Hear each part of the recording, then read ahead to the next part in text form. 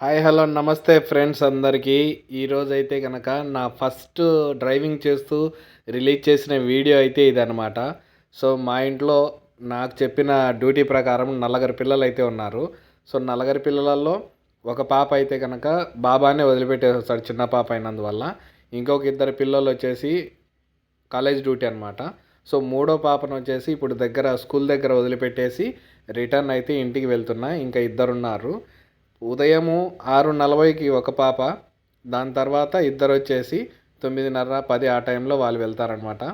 2 యూనివర్సిటీలు Kuwait university, సబాసాలెము అనేది చాలా దూరం అనమాట. 2 కూడా లాంగ్ ఉంటాయన్నమాట నాకు. ఇప్పుడు ఫింతాస్ అనే ఏరియా నుంచి అయితే ఎగెల్లా రూట్కి అయితే వెళ్తున్నాను. ఎదురుగా కనిపించేది గేట్ మాల్ అనమాట. డ్యూటీలు తక్కువ ఉంటాయిలే అనుకున్నాను, ఎక్స్పెక్ట్ చేశాను. వన్స్ లైసెన్స్ వచ్చిన తర్వాత కేక అసలు గ్యాప్ లేకుండా కుమ్మేస్తున్నారు డ్యూటీలు అయితే కనుక. ఇంత పని చేసిన తర్వాత ఫ్రైడే, సాటర్డే 2 రోజులు సెలవు.